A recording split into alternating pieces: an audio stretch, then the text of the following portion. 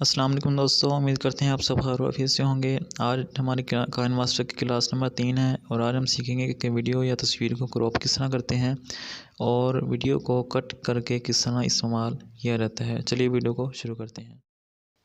آپ کی وہی تصویر یا ویڈیو کراپ ہوگی جو آپ نے لیئر میں نیچے ایڈ کی ہوگی۔ اگر آپ میڈیا فائل میں اگر اپنے اوریجنل اس ویڈیو کو یا تصویر کو کراپ کرنا چاہیں تو وہ کراپ نہیں ہوگی، بلکہ یہ نیچے لیئرز آپ نے ایڈ کی ہوں گی، یہی کراپ ہوں گی۔ تو ان کو کراپ کیسے کرنا ہے؟ تصویر اور ویڈیو کو کراپ کرنے کا ایک ہی طریقہ ہے، آپ نے سمپلی اس لیئر پہ کلک کرنا ہے اور سائڈ پہ جو آپشنز ہیں ان پہ آ جانا ہے اور ادھر یہ کراپنگ والا آپشن ہے، اس پہ کلک کر دینا ہے۔ اور اب یہ آپ کے جو تصویر ہے اس کے گرد آپ دیکھ رہے ہوں گے یہ کراپنگ والے جو نشان ہے یہ بن گئے ہیں۔ اب آپ اسے کراپ بآسانی کر سکتے ہیں، جتنا چاہیں کراپ کر سکتے ہیں۔ اور اگر آپ یہاں سے ماسک آن کر دیتے ہیں اور نیچے یہ شیپس ہیں، جس شیپ میں آپ کراپ کرنا چاہیں وہ بھی یہاں سے سلیکٹ کر سکتے ہیں، جس طرح یہ سٹار میں یا دائرے میں، سرکل میں یا ہارٹ میں، اس طرح جس طرح آپ کراپ کرنا چاہیں کر سکتے ہیں۔ اگر آپ فیدر کو بڑھا دیتے ہیں یہاں سے تو کراپنگ میں مزید خوبصورتی اور یہ اور بیوٹیفل ہو جاتی ہے، جیسے کہ آپ یہ دیکھ سکتے ہیں۔ کراپنگ میں ایک بات کا خیال ہے کہ اگر آپ جیسا کہ ہم ادھر سپلٹ اسکرین میں جا کر اس کو فل کر دیتے ہیں نا، فل اسکرین میں ایڈجسٹ کر دیتے ہیں، ایڈجسٹ کرنے کے بعد اگر ہم اب کراپ کریں گے تو اب کراپ یہ نہیں ہوگا۔ جیسے کہ آپ کراپنگ میں جاتے ہیں تو یہ آ گیا mask can not be used in split screen mode. اگر سپلٹ اسکرین موڈ میں کر دیا ہوگا، پہلے ہی اسکرین پر ایڈجسٹ کر لی ہوگی اپنی تصویر، اس کے بعد اگر آپ کراپ کریں گے تو یہ کراپ نہیں ہوگا۔ پہلے کراپ کریں اور اس کے بعد پھر آپ نے سپلٹ اسکرین نہیں کرنا پھر بھی اسے، بلکہ خود ہی اپنے ہاتھ کے ساتھ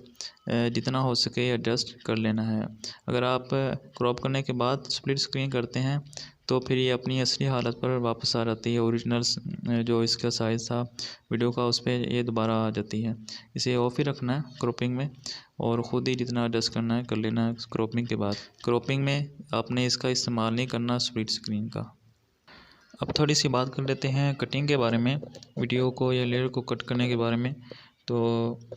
یہ میں نے ایک ویڈیو ایڈ کی ہے، میں اس میں سے اپنی مرضی کا کلپ نکالنا چاہتا ہوں۔ اس کی ڈیوریشن ہے 3 منٹ اور 21 سیکنڈ۔ اب میں اس میں سے 30 سیکنڈ کا یا ایک 1 منٹ کا اگر میں کلپ نکالنا چاہتا ہوں اور باقی کو میں چاہتا ہوں کہ وہ ڈیلیٹ ہو جائے، اس میں سے صرف 30 سیکنڈ کی یا جتنی کی مجھے ضرورت ہے اتنی ویڈیو کٹ ہو، تو اس کے لیے آپ نے سمپلی اس پہ کلک کرنا ہے۔ اس کے بعد یہ سائڈ پہ آپ کو ایک کٹنگ والا یا کہہ لیں کینچی کا ایک نشان نظر آ رہا ہے، آپ نے اس پہ کلک کرنا ہے اور اب یہ 4 آپشنز آپ کے سامنے شو ہوں گے۔ پہلا ہے ٹرم ٹو لیفٹ، اگر آپ اس پہ کلک کریں گے تو جو آپ کے لیفٹ سائڈ والی ویڈیو ہے وہ سب کی سب کٹ ہو جائے گی، اور اگر آپ ٹرم ٹو رائٹ پہ کلک کرتے ہیں تو رائٹ والی ویڈیو کٹ ہو جائے گی، ٹھیک ہے، اور باقی جو ہے وہ رہ جائے گی۔ اور اگر آپ سپلٹ ایٹ پلے ہیڈ پہ کلک کرتے ہیں تو ویڈیو درمیان میں سے کٹ ہو جائے گی، جس طرح یہ اب یہ ویڈیو سائڈ پہ ہو گئی ہے ایک سائڈ پہ، اور یہ جو دوسرا ویڈیو کا حصہ ہے یہ ایک سائڈ پہ ہو گیا، ٹھیک ہے۔ اور اسی طرح ادھر تیسرا آپشن چوتھا آپشن ہے split and insert freeze frame, اگر اس پہ کلک کرتے ہیں تو ایک تو ویڈیو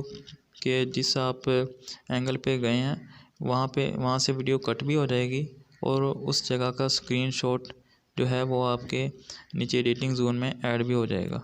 جیسے کہ یہ دیکھیں اب اتنی ویڈیو الگ ہو چکی ہے اور باقی ویڈیو الگ ہو چکی ہے، اور ساتھ میں درمیان میں ایک تصویر بھی اس کا جو تصویر بن کر وہ بھی ایڈ ہو چکی ہے۔ اب مثال کے طور پر میں 20 سیکنڈ سے 50 سیکنڈ کے درمیان کی ویڈیو لینا چاہتا ہوں، تو اس کے لیے میں اس پہ کلک کروں گا، ٹھیک ہے، اور پھر کٹنگ والی آپشن پہ جا کر